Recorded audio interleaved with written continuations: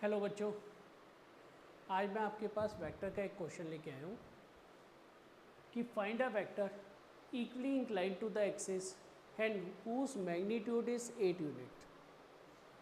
Vectors होता है जिसमें कि डायरेक्शन प्लस मैग्नीट्यूड दोनों होता है। अब अगर हमारे को कोई ऐसा वेक्टर बनाना है जिसका कि मैग्नीट्यूड गिवन हो तो हमें सबसे पहले यूनिट वेक्टर निकालना पड़ता है। यूनिट वेक्टर निकालने के लिए हमें सबसे पहले डायरेक्शन कोसाइंस चाहिए होती है। डायरेक्शन कोसाइंस या तो एंगल से निकलते हैं, एंगल जो X axis Y axis Z axis के साथ वेक्टर बना रहे हैं। इसके अंदर हमें इंफॉर्मेशन दे रखी है कि ये इंक्लाइन टू द एक्सिस है एंड इक्वली इंक्लाइंड है। जब इक्वली इंक्लाइंड है हमने एंगल ले लिया alpha beta and gamma, X axis Y axis Z axis. अब क्योंकि ये इक्वली इंक्लाइंड है,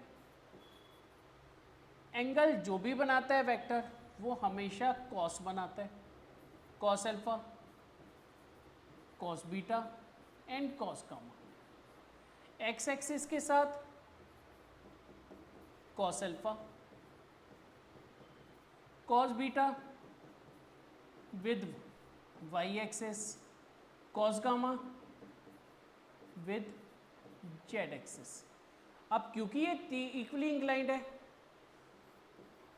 cos alpha equals to cos beta equals to cos gamma हो जाएगा।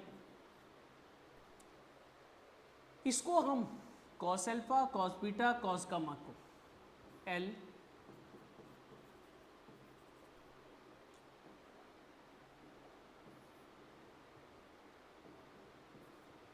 एम और एन से भी रिप्रेजेंट करते हैं। तो ये तीनों के तीनों क्योंकि इक्वल हैं तो एलिमेंट भी इक्वल हो जाएगा। इन तीनों का आपस में रिलेशनशिप होता है L square plus M square plus N square equals to 1। Means ये बन जाएगा 3l square equals to 1, L equals to 1/√3 plus minus. अब एल ये आ गया तो एम भी यही होगा एन भी यही होगा। जो यूनिट वेक्टर होता है उसकी जनरल फॉर्म होती है L I cap M J cap N K cap. तो एलिमेंट हमारा आ चुका है plus minus 1/√3 I cap plus minus 1/√3 J cap plus minus 1/√3 K cap.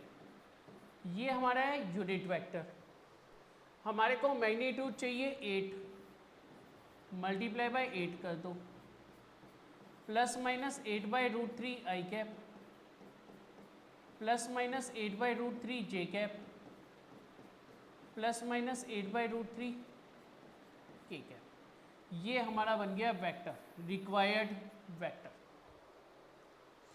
ये इसका मैग्नीट्यूड 1 होगा, मैग्नीट्यूड 8 होगा और ये equally incline to the axis है।